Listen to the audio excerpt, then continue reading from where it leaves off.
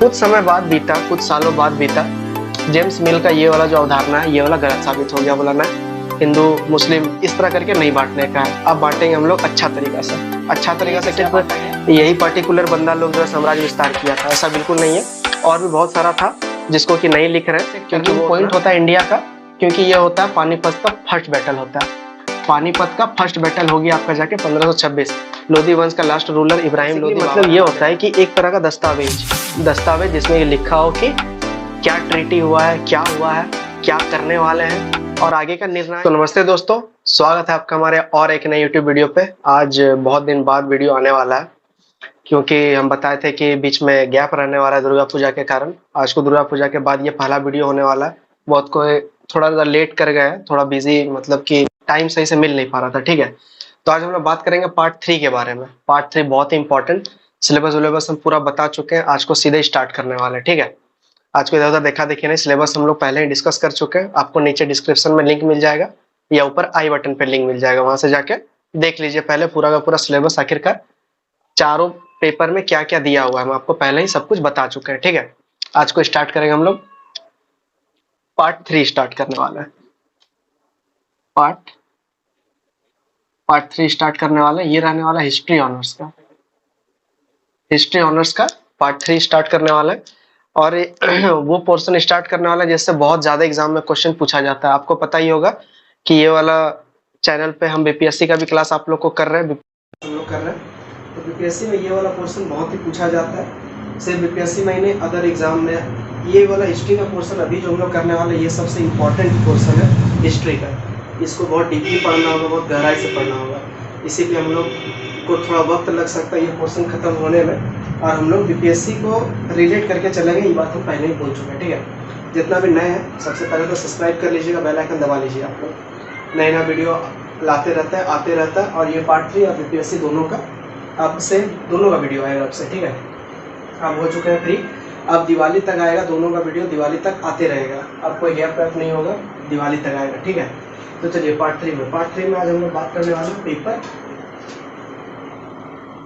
Paper 4, 5, 6 के बारे में बात करने वाले हैं। 6 जो कि है मॉडर्न इंडिया। ठीक है, मॉडर्न इंडिया, पेपर 6 है मॉडर्न इंडिया। आज हम लोग इसके बारे में डिस्कस करने वाले हैं।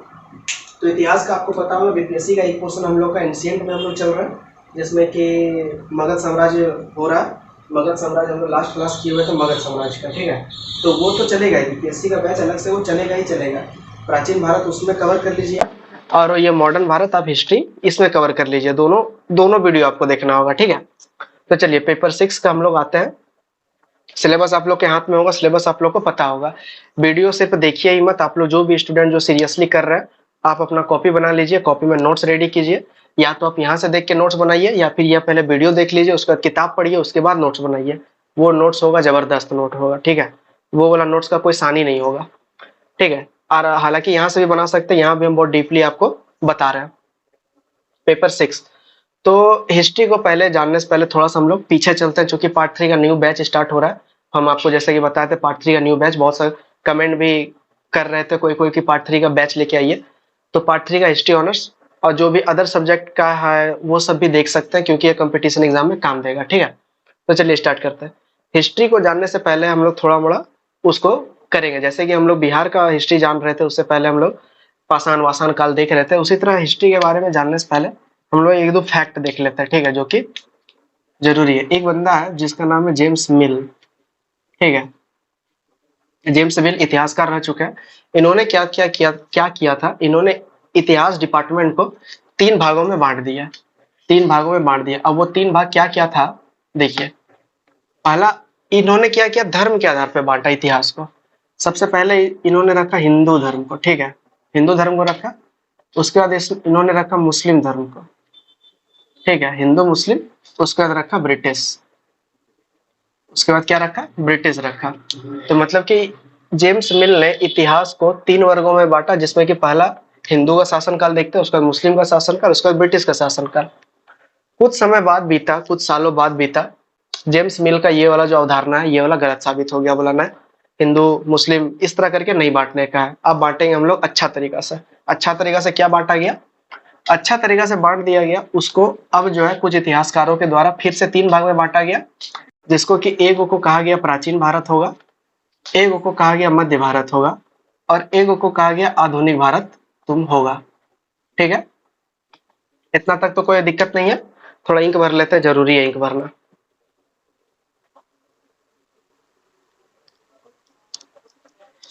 इंक भर लिया है, अब हम लोग चलेंगे आगे। ठीक है, आप लोग 40 मिनट मेरे साथ बने रहिएगा, 40 मिनट बिना स्किप करते हुए देखते रहना है और समझते रहना है हम क्या बोल रहे हैं। ठीक है, जेम्स मिल आया, जेम्स मिल ने 3 बार बांट दिया, हिंदू, मुस्लिम, ब्रिटिश। कुछ साल बाद बेटा, कुछ साल के बाद इसका जो अवधारणा है ये वाला हो गया खत्म, पुराना हो गया। उसके बाद नया इतिहासकार सब आया, नया इतिहासकार बोलता है क्या कि नहीं, अब जो है पहले प्राचीन भारत, फिर मध्य भारत और फिर आधुनिक भारत। अब इसका स्टार्टिंग स्टार्टिंग देखिएगा किस तरह से होगा ये वाला का। देखिए हम इसको तो हम पहले ही डील हो चुका है इसके बारे में, मतलब कि मानव विकास से 750 एडी बोल सकते हैं। ठीक से, यहाँ तक हो गया, प्राचीन भारत के अंडर आ जाएगा, जो कि हम लोग का चल रहा है बीपीएससी में, यही वाला चल रहा है बीपीएससी में। अभी हम लोग प्राचीन ही कर रहे हैं, बीपीएससी का क्लास 13 शायद हो गया। ठीक है, आप लोग वो भी क्लास देखिए, बीपीएससी का भी क्लास आप लोग देखा कीजिए। तो प्राचीन हो गया, मध्य में 2 पोर्शन कर दिया गया, एक किया गया 750 से लेके 1526। ठीक है, समझिए 750 से लेके 1526, उसके बाद फिर से किया गया 1526 से लेके 1757। 1757 ये हो गया मध्य का। मध्य इतिहास में, मतलब मध्यकालीन भारत में 2 तरह से बांट दिया गया। और आधुनिक काल का वही बात करेंगे। आधुनिक काल में अलग अलग जो इतिहासकार रहा है वो अलग अलग तरीका से आधुनिक को डिफाइन करते हैं। ठीक है, मराठा बोलते हैं, मराठा नहीं, पहले मुस्लिम ही देख लीजिए। ठीक है, मुस्लिम का कहना है, और मराठा और अंग्रेज मतलब ब्रिटिश, ये तीनों इतिहासकार का तीनों अलग अलग कहना है कि आधुनिक काल कब से स्टार्ट हुआ। मुस्लिम का कहना है कि 1707 से ही आधुनिक काल का उदय हो जाता है। ठीक है, औरंगजेब का मृत्यु के साथ ही आधुनिक काल स्टार्ट हो जाता है। मराठा का कहना है कि नहीं, 1761, ठीक है, पानीपत का 3rd बैटल, तृतीय पानीपत युद्ध मराठा के हिसाब से, वहां से आधुनिक भारत स्टार्ट होता है। और अंग्रेज लोग बोलते हैं कि 1757 मतलब कि पलासी युद्ध के बाद आधुनिक भारत का शुरुआत होता है। यहाँ तक समझ में आ गया कि हम लोग अब कौन सा पोर्शन पढ़ने वाले हैं, आपको समझ में आ रहा है। पेपर 6 सिलेबस देख लीजिएगा, हम किसके बारे में बात कर रहे हैं और उसके हिसाब से पढ़ेंगे। मतलब ये है कि ये वाला पोर्शन नहीं पढ़ेंगे, हम लोग यहाँ से पढ़ेंगे। और हम लोग किसको, चूंकि ये 3 इतिहासकार, 3 अलग अलग का अलग अलग खंड आ गया, इसीलिए हम लोग 1707 को ही पकड़ेंगे और 1707 से आगे बढ़ेंगे। इससे पहले का काल आपका पेपर 5 में इंक्लूडेड है, मध्यकालीन भारत, ये वाला पोर्शन पेपर 5 में इंक्लूडेड है, जिसको कि बाद में हम लोग कभी और चर्चा करेंगे इसके बारे में। जितना आधुनिक को समझने के लिए जितना जरूरी है मुगल काल का, बस उतना ही डिस्कस करेंगे, उतना ही बारे में। मुअज्जम, फर्रुखसियार, सुजाउद्दौला, तो वो सब के बारे, सुजाउद्दौला बोल रहे हैं, ठीक है, वो नहीं, तो वो सब के बारे में ही बात करेंगे ज्यादा। मुगल काल में बाबर, अकबर, हुमायूं, ये सब के बारे में डिस्कस नहीं करेंगे। सीधा मुअज्जम मतलब कि बहादुर शाह जफर से स्टार्ट करेंगे और हम लोग आगे चलेंगे। औरंगजेब थोड़ा मोड़ा देख लेंगे क्या है नहीं है, क्योंकि औरंगजेब से ही आधुनिक भारत का शुरुआत होता है। तो हम लोग यहाँ से स्टार्ट करेंगे, ये वाला बैच जो चलेगा, हिस्ट्री का जो बैच चलेगा पार्ट 3 का, यहाँ से स्टार्ट चलेगा। ठीक है, तो ये वाला हो गया पोर्शन, यहाँ तक आ गया, समझ में आ गया। ठीक है, अब देखते हैं हम लोग साम्राज्य नीति के बारे में एक बार देखते हैं कि प्राचीन भारत से लेके अभी तक आखिरकार हो क्या रहा था जिंदगी में। मतलब कि प्राचीन से लेके आधुनिक तक हम लोग कैसे पहुंचे, इंडियन कैसे पहुंचा। तो देखिए, इसको कहानी के तौर पर हम आपको बताते हैं, बीच बीच में लिखते हुए चलते चलेंगे, कोई दिक्कत वाली बात नहीं है। सबसे पहले आपको याद होगा कि सिंधु सभ्यता हुआ था। सिंधु सभ्यता में ऐसा कोई झंझट नहीं था, मारकाट वाला कोई झंझट नहीं था, साम्राज्य विस्तार करने के लिए कोई लाभुक नहीं था, कोई इतना दिमाग लगाने का मौका नहीं था या दिमाग उन लोग नहीं लगाया। ठीक है, साम्राज्य विस्तार उस टाइम पे नहीं हो रहा था। उसका थोड़ा और आगे बढ़ते हैं, उस टाइम पे क्या हो रहा था, नगरीकरण का युग था, सबको जो है नगर बसाने में, बढ़ाने में, फल फूल में, उसमें दिमाग लगा था। उसके बाद जब महाजनपद काल आया, जो कि हम यहाँ पे ये वाला टॉपिक में जो आपको बता रहे हैं, महाजनपद काल से साम्राज्य नीति स्टार्ट हो गया। मतलब कि हमारा पास जितना क्षेत्र है उतना में हम संतुष्ट नहीं है, हमको और चाहिए। तो वहां से स्टार्ट होता है लड़ाई, वहां से स्टार्ट होता है झड़प, वहां से एक दूसरे को हथियाना स्टार्ट करता है, ये वो फलना चिलना, वहां से स्टार्ट करता है महाजनपद काल से। ठीक है, सबसे पहले हम लोग मौर्य को देख लेते हैं। मौर्य वंश ने साम्राज्य विस्तार करना सबसे पहले स्टार्ट किया, 4th शताब्दी, 4th BC का बात हो रहा है जो। Fourth BC. फोर्थ बीसी में मौर्य साम्राज्य आया, ठीक है। मौर्य साम्राज्य में क्या हुआ कि बहुत सारा रूलर रहा, चंद्रगुप्त मौर्य, अशोक, ये सब क्या कर रहा था कि दूसरा का क्षेत्र को भी हड़प रहा था। धीरे धीरे करके साम्राज्य विस्तार होना स्टार्ट किया। स्टार्टिंग फेज में भारत का जो नक्शा हम लोग ऐसे करके देखते हैं, ऐसे करके जो भारत का नक्शा हम लोग देखते हैं, ये स्टार्टिंग फेज में ऐसा था ही नहीं ना। ये धीरे धीरे करके बनते गया। स्टार्टिंग फेज में ये वाला पोर्शन जो है ना, ये वाला पोर्शन था ही नहीं, ठीक है। ये वाला पोर्शन था ही नहीं, यहाँ से सीधे ऐसे करके ऐसे मिल रहा था। ये वाला पोर्शन नहीं था स्टार्टिंग में, इधर वाला भी पोर्शन नहीं था स्टार्टिंग में। काबुल, कंधार, ये अफगानिस्तान, ये वाला रीजन भी भारत के कंट्रोल में था, ठीक है। तो हम लोग देख रहे हैं वही चीज कि भारत कैसे भारत बना, उसके बाद हम लोग आधुनिक भारत को स्टार्ट करेंगे, करने वाले हैं। तो आज का क्लास सिर्फ लेक्चर पे चलेगा, ज्यादा ट्राई करेंगे बताने का कि किस तरह क्या हो रहा था, नहीं हो रहा था, ठीक है। तो मौर्य साम्राज्य का फोर्थ बीसी में चल रहा था काम इसका, ठीक है। तो मौर्य साम्राज्य का जैसे जैसे उदय होते गया, फिर पतन होते गया, तब तक बहुत सारा चीज हड़प चुका था। हड़प चुका था का मतलब कि अपने साम्राज्य में मिला लिया गया था, ठीक है। उसके बाद हम लोग कुछ दिन और चलते हैं, थोड़ा और आगे बढ़ते हैं। थोड़ा दिन बाद हम लोग देखते हैं गुप्त वंश का उदय होता है।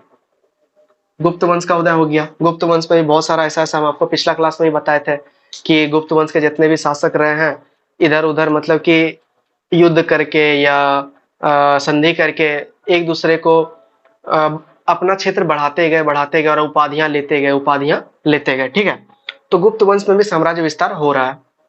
उसके बाद एक वो ऐसा काल आया, कुषाण का काल आया।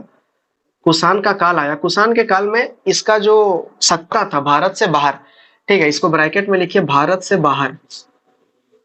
भारत में तो था ही, भारत से बाहर भी इसका सत्ता स्थापित हुआ था, ठीक है। कुषाण के बाद देखें, कुषाण अपना अच्छा खासा वर्चस्व बनाते हैं। कुषाण में कनिष्क आता है, सिल्क मार्ग का जो निर्माण करवाया गया था, बीपीएससी में क्वेश्चन भी आया हुआ इस बार का, ठीक है। तो वो सब हो रहा था। उसके बाद देखते हैं हर्षवर्धन का काल आता। मतलब मैन रूलर को हम सिर्फ ले रहे हैं, ऐसा नहीं है कि सिर्फ यही पर्टिकुलर बंदा लोग जो है साम्राज्य विस्तार किया था, ऐसा बिल्कुल नहीं है। और भी बहुत सारा था जिसको कि नहीं लिख रहे क्योंकि वो उतना मतलब कि उतना खास नहीं है वो सब में। हर्षवर्धन का काल, हर्षवर्धन का काल बहुत ही इंपॉर्टेंट रहता।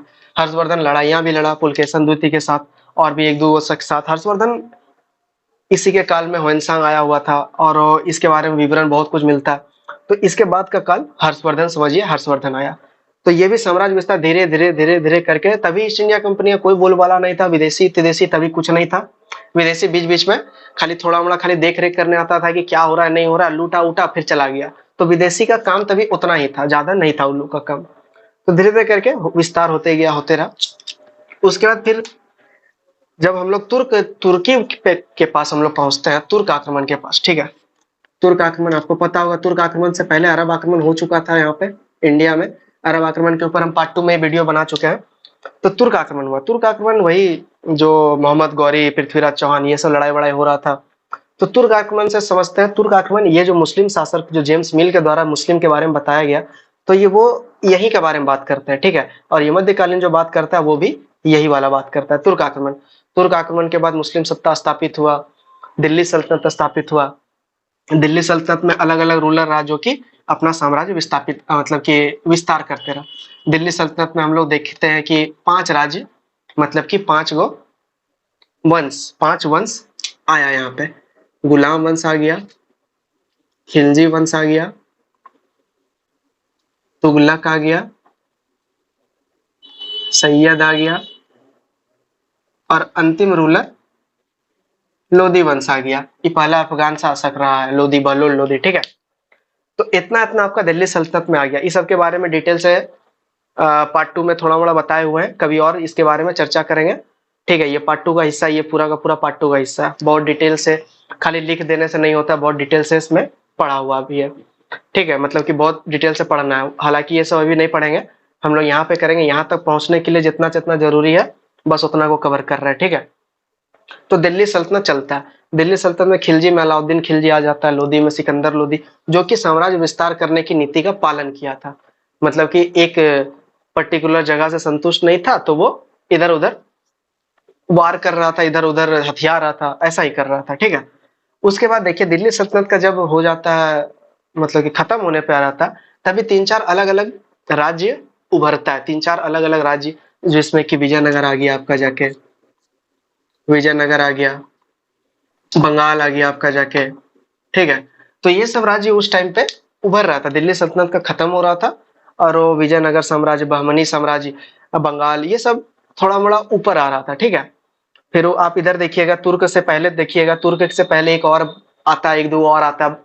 तुर्क से पहले आप देखिएगा आएगा आपको चोल साम्राज्य, ठीक है। तुर्क से पहले चोल साम्राज्य, जो कि बहुत इंपॉर्टेंट है। चोल साम्राज्य, चोल साम्राज्य के बारे में बिल्कुल हम लोग को पढ़ना ही पड़ेगा, इसके बिना नहीं हो पाएगा, क्योंकि चोल साम्राज्य उस समय का बहुत ही ताकतवर साम्राज्य था। चोल साम्राज्य देखिए, बाकी सबका क्या था, बाकी सबका था, ये मान लीजिए अगर मैप को अगर हम लोग मान लेते हैं, उस टाइम का भारत को यदि हम लोग मान लेते हैं, ठीक है, क्या था, इधर में काबुल कंधार था, इधर हो गया उत्तर पूर्वी एरिया में, अरे सॉरी, उत्तर पश्चिम एरिया में काबुल कंधार, इधर नीचे ब्रह्मगिरी तक नीचे आ गया था, ब्रह्मगिरी, ठीक है। ये हम बात कर रहे हैं चोल से पहले का, ठीक है। इधर में बंगाल तक, इधर में बंगाल तक। लेकिन जब चोल साम्राज्य आया तो दक्षिण में कर दिया आपका जाके, ब्रह्मगिरी नहीं रहा, दक्षिण में श्रीलंका पहुंच गया चोल साम्राज्य में, ठीक है, श्रीलंका। और चोल साम्राज्य का जो है मतलब व्यापार, चोल साम्राज्य का व्यापार भी बहुत सुदृढ़ रहा है, ठीक है। तो चोल साम्राज्य को पढ़ना बहुत जरूरी है। तो ये हो गया इधर वाला बात। और इधर वाला देखते हैं, ये सब मतलब कि विजयनगर, बंगाल, ये सब क्या कर रहा है, तरक्की कर रहा है उस टाइम पे। दिल्ली सल्तनत का धीरे धीरे एंडिंग हो रहा है और बाकी सब साम्राज्य, छोटे छोटे साम्राज्य सब जो है वो तरक्की कर रहा है। ये वाला चीज यहाँ पर भी होता है। ये गुप्त, उत्तर गुप्त काल के बाद बहुत सारा छोटा मोटा राज्य उदय ले रहा होता है, ठीक है, उदय ले रहा होता है। तो यहाँ पे भी होता है, यहाँ भी हम लोग को देखने को मिलता है। उसके बाद आपको पता होगा 1526, 1526 एक टर्निंग पॉइंट होता है इंडिया का, क्योंकि ये होता है पानीपत का फर्स्ट बैटल होता है। पानीपत का फर्स्ट बैटल हो गया आपका जाके 1526। लोधी वंश का लास्ट रूलर इब्राहिम लोधी बाबर हरा देता है। बाबर भी साम्राज्य विस्तार का नीति पे चलता है, साम्राज्य विस्तार करने के लिए ही वो यहाँ आया था, इंडिया आया था। उसको फरगना में रहने का जगह नहीं मिल रहा था, सब वहां से धुतकार रहा था। उसका फरगना में ही, मतलब जो उसका नेटिव प्लेस है वहां का बात कर रहे हैं। तो वहां पे क्या हो रहा था, वहां पे उसका जो सागा संबंधी है वो लोग उसका दुश्मन बन गया था। तो वो सोचा कि चलो कहीं और चलते हैं। बाबर यहाँ लूटने फूटने नहीं आया था, बाबर यहाँ बसने आया था, अपना समाज को बसाने आया था, अपना पूरा वंश यहाँ खड़ा करने आया था बाबर, क्योंकि उसके पास कोई और चॉइस था नहीं, इसीलिए बाबर आ गया था यहाँ पे। तो फर्स्ट बैटल ऑफ पानीपत हो गया 1526 में। उसके बाद आता है इंडिया में टर्निंग पॉइंट। उसके बाद स्थापित हो जाता है मुगल सत्ता, मुगल मुगल सत्ता स्थापित हो जाता है। और ये बहुत दिन तक चलता है, बहुत दिन तक चलता है, मतलब मोटा मोटी मान लेते हैं 1526 से 1707 तक, ठीक है। हालांकि इसके बाद भी चलता है, हालांकि इसके बाद भी चलता है, लेकिन वो उत्तर मुगल काल कहलाता है, जो कि उत्तर मुगल काल हम लोग को इसी में पढ़ना है। तो ये था आपका पिछले का कहानी जो भी है, कि ये फलना चिलना ये वो हो गया। तो ये आपका पहले का कहानी, ठीक है। यहां तक उम्मीद करते हैं आपको सब कुछ समझ में आ गया होगा, यहां तक कोई दिक्कत वाली बात नहीं होगी। देखिए फिर से एक बार रिकैप मार लेते हैं फटाफट। जेम्स मिल एक बंदा रहा, इतिहासकार, उसने 3 भाग में बांटा, हिंदू मुस्लिम ब्रिटिश। उसके बाद कुछ साल बाद इसको झोटला दिया गया, उसका प्राचीन, झोटला दिया नहीं गया, संशोधन किया गया और प्राचीन, मध्य, आधुनिक को बांटा गया, ठीक है। उसका प्राचीन में क्या किया गया, मानव विकास से लेकर 750 एडी तक रखा गया आपका जाके प्राचीन में। मध्य में रखा गया, मध्य को 2 खंड में बांट दिया गया, 750 से 1526, उसके बाद 1526 से 1757, ठीक है। इतना तक ये वाला हो गया। यहाँ पे दिल्ली सल्तनत, यहाँ पे हम लिख देते हैं 1206 से स्टार्ट हो जाता है, ठीक है। 1206 से लेके 1526 तक ये वाला रहता है। तो ये हो गया मध्यकालीन। आधुनिक काल आ जाता है 1707, मुस्लिम के अनुसार, मराठा के अनुसार 1761, अंग्रेज के अनुसार 1757। क्यों रहा ये तो हम बता ही दिए क्यों हुआ। उसका देखते साम्राज्य विस्तार नीति में कौन कौन सहयोग दिया, कौन कौन आया, क्योंकि इसमें साम्राज्य नीति ही पढ़ना है, ब्रिटिश ईस्ट इंडिया कंपनी का साम्राज्य नीति को ही पढ़ना है, बहुत विस्तार से पढ़ना है। ऐसा वैसे नहीं, बहुत विस्तार से पढ़ना है कि कैसे कैसे ब्रिटिश ईस्ट इंडिया कंपनी जो है साम्राज्य को अपना जकड़ मजबूत किया, कैसे क्लाइव ने ये किया, फलना किया, कैसे ऐसा ऐसा सेटलमेंट लागू कर दिया गया जो कि इंडिया को मानना पड़ा, वो लोग क्यों मान गया, ऐसा क्या रीजन था, वो लोग क्यों नकार नहीं दिया, क्यों ब्रिटिश का बात मान गया। तो ऐसा बहुत कुछ बात है जो कि हम लोग आगे डिस्कस करेंगे, तर्क वितर्क के साथ डिस्कस करेंगे, ठीक है, हवाबाजी नहीं होगा। इतना बात हमको समझते हैं कि क्लियर हो गया, ठीक है। अब हम लोग चलेंगे 1707, मतलब कि औरंगजेब का मृत्यु हम लोग करा चुके हैं, हम लोग मतलब कि औरंगजेब मर चुका है, औरंगजेब के बाद का काल हम लोग अभी डिस्कस करने वाले हैं, ठीक है। इसको मिटाते हैं, आप लोग को कहीं स्क्रीनशॉट लेना है तो आप कहीं स्क्रीनशॉट ले लीजिए, कोई दिक्कत वाली बात नहीं है। आप चलते हैं थोड़ा आगे। हाँ, आप लोग अपना दोस्त वोस्त को बोल लीजिए कि पार्ट 3 का क्लास हो गया स्टार्ट, अब ये चलेगा, क्या करेंगे ना, 2 दिन करेंगे, 2 दिन बीपीएससी को ले लेंगे, 2 दिन कर देंगे पार्ट 3 मॉडर्न इंडिया, ठीक है। उससे क्या होगा कि दोनों मतलब कि चलते रहेगा आपस में। यहाँ पे चल रहा है प्राचीन भारत, जिसमें कि मौर्य पढ़ा रहे, मौर्य, हाँ मौर्य पढ़ा रहे, और इधर चलेगा आपका जाके मॉडर्न इंडिया, ठीक है। तो दोनों धीरे धीरे कवर हम लोग का होते रहेगा। एकदम सीरियसली होकर पढ़ाई करना है, कोई दिक्कत वाली बात नहीं है, सीरियसली होकर करते रहना, करते रहना, करते रहना, बस करते ही रहना है। मौका आएगा, साबित करने का मौका आएगा, ठीक है। चलिए,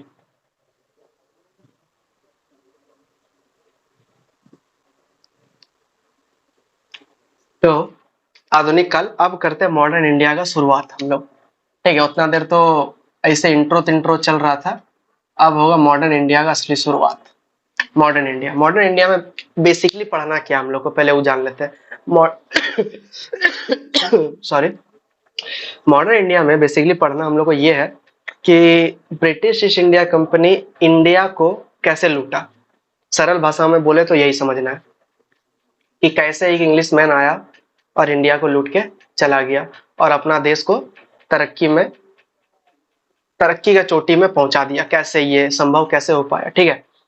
तो मॉडर्न इंडिया में सबसे पहले तो हम लोग देखिए, आधुनिक काल का उदय हो चुका है, कुछ दुनिया का उदय हो गया, आधुनिक काल का उदय हो गया। तभी अंग्रेज ब्रिटिश सेना जो है अपना नौसेना की ताकत पे, ठीक है, ये देखिए ब्रिटिश जो है, ब्रिटिश नौसेना, नौसेना की ताकत से, नौसेना के ताकत से नया संसार का उदय करता है, ठीक है। नया संसार का उदय करता है, नया संसार का उदय करता है का मतलब ये है कि तभी तुर्क मुसलमान सब जो है उलो होड़ में था ब्रिटिश का, तो ब्रिटिश का नौसेना तुर्क मुसलमान उस सबको पीछे करते हुए सब जगह अपना उपनिवेश विस्तार करना स्टार्ट कर दिया। ये वही काल है, इससे थोड़ा जो पहले कुछ तो दुनिया बोले, ये वही काल है जब स्पेन जो है दक्षिण अफ्रीका पे औपनिवेशीकरण कर रहा था, ठीक है, ये वही काल है। तो ब्रिटिश नौसेना धीरे धीरे देखते हैं, ब्रिटिश नौसेना इधर उधर मार वार कर रहा है और धीरे धीरे पहुंच गया आपका जाके इंडिया में। पुर्तगाली का बात अभी नहीं कर रहे, इससे पहले पुर्तगाली आया लेकिन उसको अभी बात नहीं कर रहे, ठीक है। तो इसके बाद 2 तरह का कंपनी होता है, ठीक है। पहले देखिए ज्वाइंट स्टॉक कंपनी, एक कंपनी का निर्माण किया गया इंग्लैंड में, एक कंपनी का निर्माण किया। पहले देखिए कंपनी 2 तरह का होता है, ठीक है। कंपनी जो है ना 2 तरह का होता है। पहला कंपनी होता है सीधे सीधे सरकार द्वारा, सीधे सरकार द्वारा संचालन, सीधे सरकार द्वारा संचालन। और दूसरा होता है stock company, stock stock company, ठीक है। स्टॉक कंपनी में आपका आ गया ईस्ट इंडिया कंपनी, डच आ गया, और यहाँ पे आ गया आपका पुर्तगाल आ गया, पुर्तगाल, स्पेन, ठीक है। ये सब कंपनी था जो कि सरकार के नियंत्रण में था ये सब। और ये ईस्ट इंडिया कंपनी, डच, ये सब था एक स्टॉक कंपनी था, ठीक है, एक स्टॉक कंपनी। इसका स्थापना जो है 1599 में, 1599 में 80 अंग्रेज, मतलब 80 अंग्रेज का मतलब ये है कि 80 ईस्ट इंडिया कंपनी का मेंबर, 80 ईस्ट इंडिया कंपनी का मेंबर जो है, मेंबर खोला था, मतलब एक तरह से अभी के जमाना में एक तरह का इसको बोल सकते हैं स्टार्टअप किया हुआ था, कि मतलब कि कुछ कुछ बंदा लोग मिला और वो लोग डिसाइड किया कि चलो एक कंपनी खोलते हैं और कंपनी में हम अपना निवेश, ये मेरा ईयरफोन माइक है ये वाला, ठीक है, जो नहीं समझ पा रहे कि ये वाला क्यों लगा के रखे, ये मेरा माइक है, इसी से आवाज आपको क्लियर जाता है, ठीक है। तो 80 अंग्रेज मिल के जो है एक कंपनी का निर्माण किया और वो सरकार को बोला क्या कि हम जो है शासन करना, मतलब शासन नहीं, हम व्यापार करना चाहते हैं, एक स्टार्टअप खोले हुए हैं, आप मेरा सहयोग कीजिए, ठीक है। 1500 बात हो रहा है, 1599 का बात हो रहा है, तो तभी बन गया आपका जाके ये ईस्ट इंडिया कंपनी बन गया, ठीक है। 1600 में क्या होता है, स्टॉक कंपनी का मतलब समझिए, इसका स्टॉक कंपनी का मतलब ये हुआ कि अलग अलग जो धारक है, मतलब कि जो कंपनी खड़ा किया उन लोग का पूंजी जो है उसमें फंसाया जाएगा, सब मिलके पूंजी फंसाएगा और जो इनकम रेवेन्यू जो जनरेट होगा वो सब में बांट दिया जाएगा। वो लोग चलाएगा भी अपने ही मर्जी से, वो लोग का अपना होगा board of control, board of director अपना होगा उन लोग का। यहाँ पे क्या है कि ये लोग को सरकार इसको बोलेगा कि सरकार जो बोलेगा वो करेगा। ये वाला चीज ईस्ट इंडिया कंपनी के साथ कब होता है, जब हम लोग चार्टर एक्ट पढ़ेंगे, 1813 का चार्टर एक्ट जब पढ़ेंगे एकाधिकार खत्म कर देता है। फिर 1833 में पढ़ेंगे पूर्ण एकाधिकार खत्म कर देता है। 1858 में पढ़ेंगे कि अब जब ब्रिटिश क्राउन के सीधे हाथ में चला जाता है। तो वो सब हम लोग आगे आने वाले दिनों में हम लोग करेंगे वो सब। अभी देखिए 1600 में क्या हुआ, 1600 में एलिजाबेथ, क्या नाम बोले, एलिजाबेथ, एलिजाबेथ का नाम तो सबको सुना ही होगा। एलिजाबेथ जो है 15 वर्षों के लिए एकाधिकार दे देती है। एकाधिकार 15 वर्ष के लिए एकाधिकार का क्या मतलब है, लिख थोड़ा कम रहे, ठीक है, हम थोड़ा ज्यादा बोल के समझा देंगे लिखने के तुलना में, ठीक है। आप लोग कॉपी वॉपी खोल के ही रखे होंगे, उम्मीद करते हैं कॉपी नहीं खोलिएगा तो कोई फायदा ही नहीं है यहाँ पढ़ने का, ठीक है। तो एलिजाबेथ क्या की थी, एलिजाबेथ 1500 ईस्वी में ईस्ट इंडिया कंपनी को बोली क्या कि तुम लोग जो है, ठीक है, तुम लोग व्यापार करने चले जाओ, हम तुमको एकाधिकार 15 वर्षों के लिए एकाधिकार देते हैं, कि मतलब सिर्फ और सिर्फ तुम ही कंपनी का चला सकता है, तुम ही रन कर सकता है, बाकी कोई भी कंपनी तुमको बीच में इंटरफेयर नहीं करेगा। इसका मतलब हो गया एकाधिकार। पूर्वी क्षेत्रों में एकाधिकार दे दिया गया, अब वो सब जगह पे एकाधिकार, मतलब सब जगह वो व्यापार कर सकते थे और उसको कोई भी बीच में हस्तक्षेप नहीं कर सकता था। सीधे सीधी ईस्ट इंडिया कंपनी का प्रतिद्वंदी को एलिजाबेथ ही सीधे सीधी काट दी, मतलब उसका एक को प्रतिद्वंदी खड़ा नहीं करेगी तो ईस्ट इंडिया कंपनी जो मर्जी होगा वो तो करेगा ही। आज यहाँ इंडिया में अगर बात किया जाए, सब कंपनी को दबाया जा रहा है। और मतलब कि अभी देखिए रिचार्ज, आप अगर रिचार्ज कराने जाएंगे तो जियो का रिचार्ज आपको जितना बोलेगा उतना में आपको करना पड़ेगा, आपका मजबूरी है ये चीज। तो एक तरह से एकाधिकार है ये, ठीक है, एक तरह से एकाधिकार है कि आपको ऐसा अधिकार दे दिए कि आप अपना मनमाना करें, आपको जो बोलिएगा आप सामने वाला सुनेगा समझेगा, लेकिन करेगा वही जो आप चाहते हैं। ये हुआ एकाधिकार, इसके इसी का मतलब एकाधिकार हो गया, ठीक है। तो 1600 में एलिजाबेथ 15 वर्षों के लिए एकाधिकार दे दी। उसके बाद कुछ समय बाद जेम्स प्रथम आता है, जेम्स प्रथम, और ये जो 15 वर्ष का एकाधिकार है इसको कर देता है अनंत काल के लिए, मतलब कि अनिश्चित काल के लिए। जेम्स प्रथम आया, बोलता अरे 15 वर्ष के लिए तुम लोग को नहीं देंगे, तुम लोग को दे देंगे आप ज्यादा वर्ष के लिए। ज्यादा वर्ष कितना वर्ष डिफाइन नहीं किया गया, बोला क्या कि तुम जो है अब अनंत काल तक तुम लोग व्यापार करते रहो, बीच में ना तो सरकार इंटरफेयर करेगी और ना ही इंटरफेयर करेगा तुम्हारा दूसरा प्रतिद्वंदी, ठीक है। ऐसा बात कहा गया जेम्स प्रथम के द्वारा। जेम्स प्रथम, आप समझ रहे जेम्स प्रथम किसका बात हो रहा है। जब हम हिस्ट्री ऑफ इंग्लैंड पढ़ा रहे थे पार्ट 2 में, तब एक बंदा आया था जेम्स द्वितीय, ठीक है। जेम्स द्वितीय जो बंदा आया था, जिसके समय में इंग्लैंड की क्रांति होती है 1688 की, तो जेम्स द्वितीय के जस्ट पहले आया होगा जेम्स प्रथम, जाहिर सी बात है। तो इसका अनुमान के लगा पे हम लोग लगा सकते हैं कि 1640 के आसपास होगा जेम्स प्रथम का एरिया, एरिया मतलब शासनकाल। तो जेम्स प्रथम आया, बोला क्या तुम जो है अब अनंत का, अभी हम लोग पहले बैकग्राउंड सीख रहे हैं, ठीक है, आज का क्लास सिर्फ बैकग्राउंड में ही चलेगा, उसके बाद हम लोग आएंगे टॉपिक पे।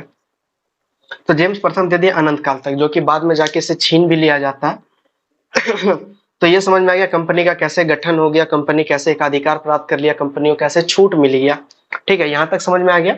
अब इसको मिटाते हैं, अब हम लोग चलते हैं आगे, जो कि अब हम लोग मुगल में हम लोग फिर से घुसने वाले हैं, क्योंकि उसका घुसना जरूरी है, क्योंकि वो लोग भी एकाधिकार दिया था, दीवानी राइट्स, फिर और भी रेवेन्यू का राइट्स, मतलब बहुत तरह तरह का राइट्स पहले ही मिल चुका है, इसीलिए मुगल काल को थोड़ा मोड़ा पढ़ना जरूरी है। मुगल काल में भी उत्तरवर्ती मुगल काल थोड़ा मोड़ा देखेंगे हम लोग बस।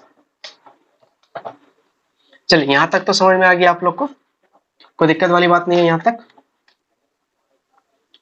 अब हम लोग सबसे पहले पढ़ेंगे मुअज्जम के बारे में,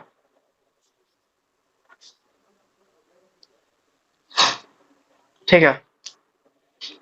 अब हम लोग सबसे पहले मुअज्जम, मुअज्जम ये कौन बंदा है भैया, ये आपका आता है 1707 से लेकर 1713 तक रहेगा मुअज्जम, ठीक है, 1712 तक, सॉरी 1707 से लेकर 1712 तक मुअज्जम रहेगा।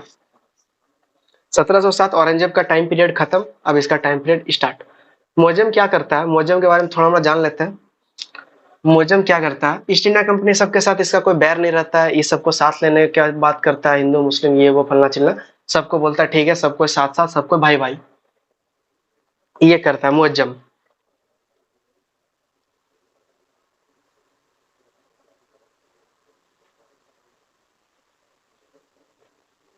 ठीक है, इसके बारे में जानने लायक क्या बात है, ये मुअज्जम ये जो है, सबसे पहले तो ये उत्तराधिकार के युद्ध में, उत्तराधिकार उत्तराधिकार का युद्ध में ये विजय रहता है, युद्ध में विजय। अब विजय होने के साथ ये बहादुर शाह, बहादुर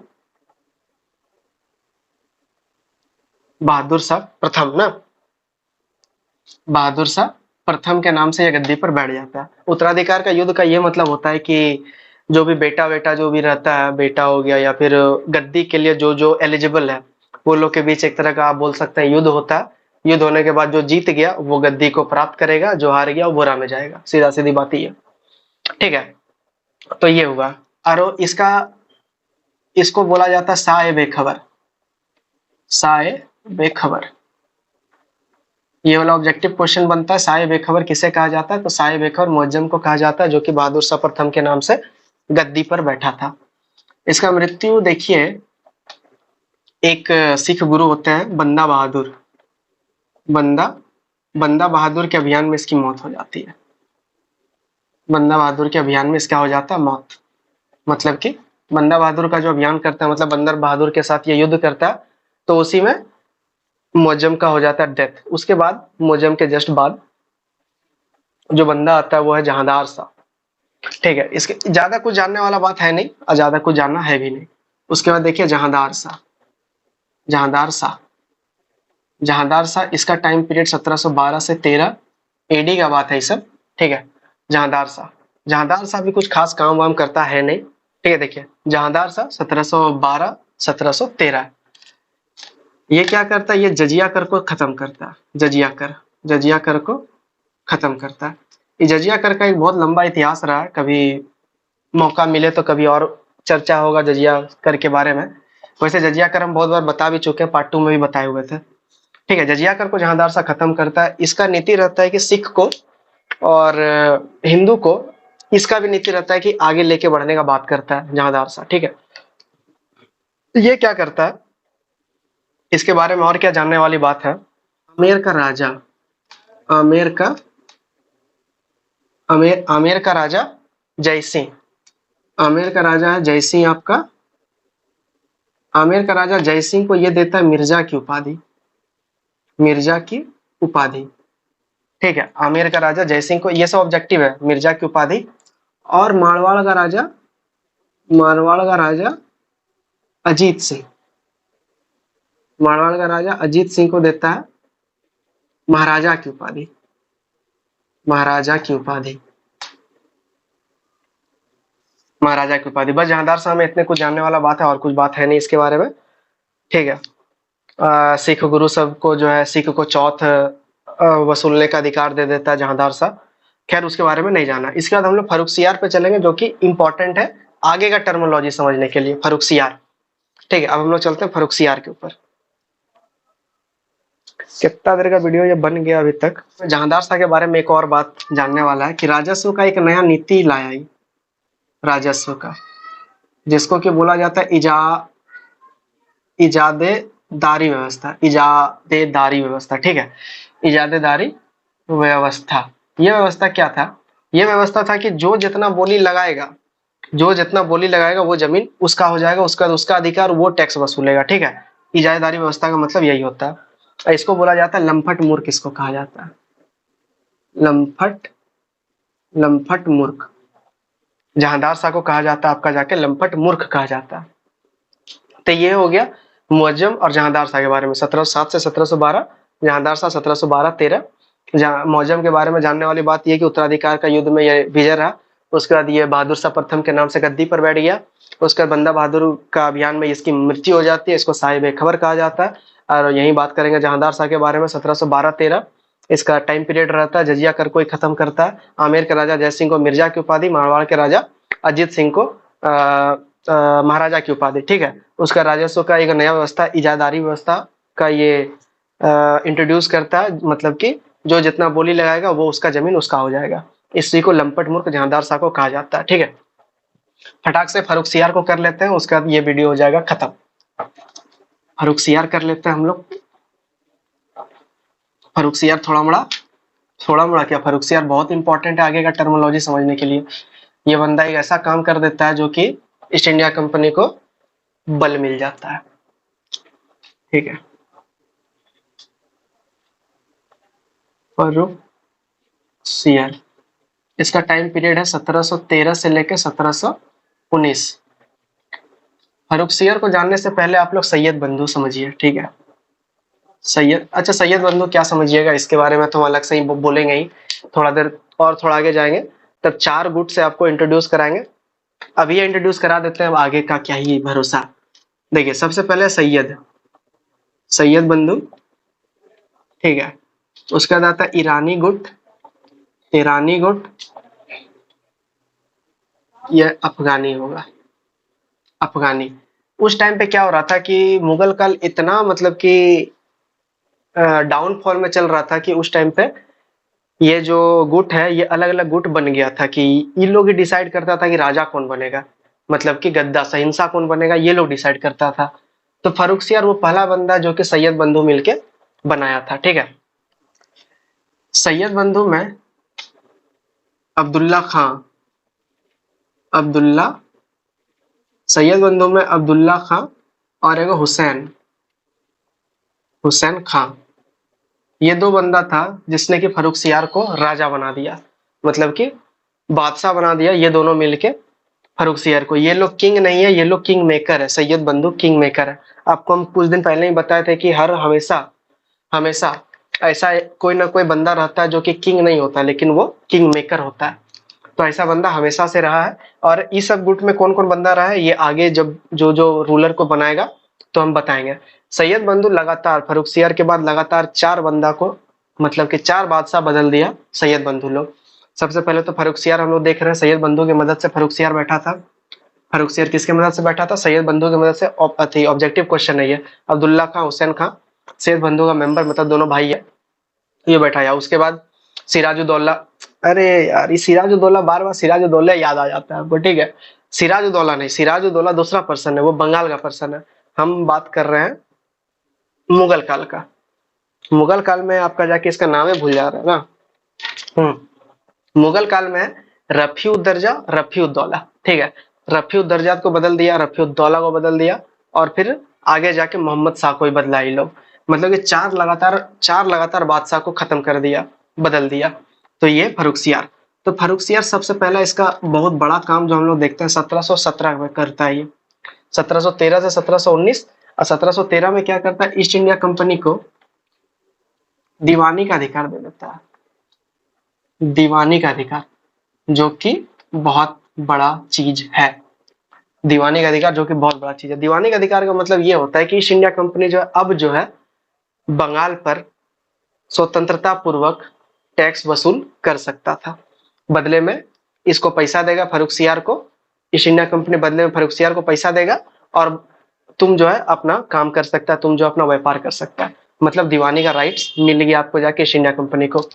ये वाला चीज को याद रखिएगा, ये वाला चीज हम आगे जाके बार बार दोहराएंगे। 1717 दीवानी का अधिकार फर्रुखसियार के द्वारा दिया गया, ठीक है। इसी को बोला जाता है मैग्ना कार्टा, इसी को बोला जाता है मैग्ना कार्टा। मैग्ना कार्टा तरह तरह का होता है, ठीक है। मैग्ना कार्टा का बेसिकली मतलब ये होता है कि एक तरह का दस्तावेज, दस्तावेज जिसमें ये लिखा हो कि क्या ट्रीटी हुआ है, क्या हुआ है, क्या करने वाले हैं, और आगे का निर्णय क्या होने वाला है। तो ये होता है मैग्ना कार्टा, एक तरह से दस्तावेज समझ लीजिए जिसमें हस्ताक्षर होता है दोनों पक्ष विपक्ष दोनों का। तो ब्रिटेन का मैग्ना कार्टा जो कि ब्रिटेन में लागू हुआ था वो 1215 में था, ठीक है। वो दूसरा मैग्ना कार्टा है। ये इंडिया वाला मैग्ना कार्टा का बात करें, इसी को कहा गया है मैग्ना कार्टा इंडिया में, इसी को। और वो जो मैग्ना कार्टा है वो दूसरा है, वो गणतंत्रात्मक विधि को सुधारने के लिए इंग्लैंड में लागू किया गया था 1215 में, ठीक है।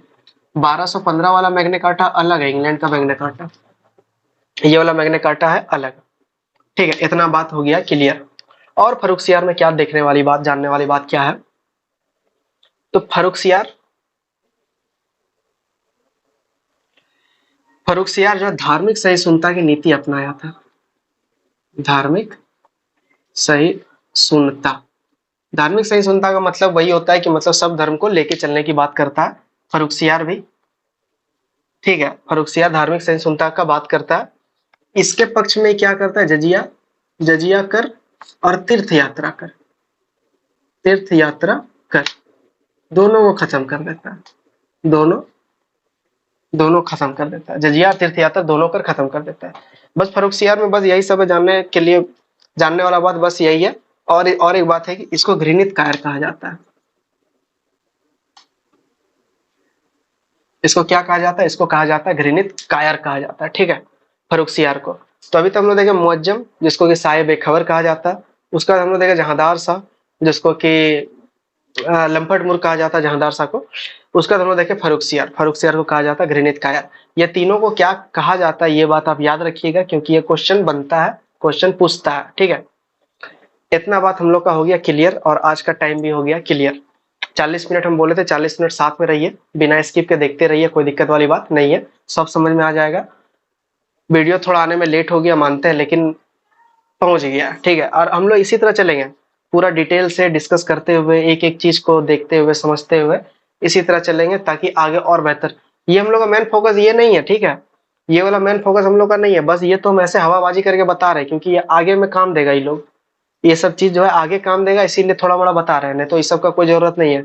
सीधे ईस्ट इंडिया कंपनी से स्टार्ट करेंगे, वहीं से हो जाएगा। लेकिन बहुत कोई को नहीं पता है ना, हम लोग उस लेवल पे चल रहे हैं जो उसको नहीं पता है वो भी जान जाए, और जिसको पता है वो तो और बेहतर तरीका से जान जाए, ठीक है।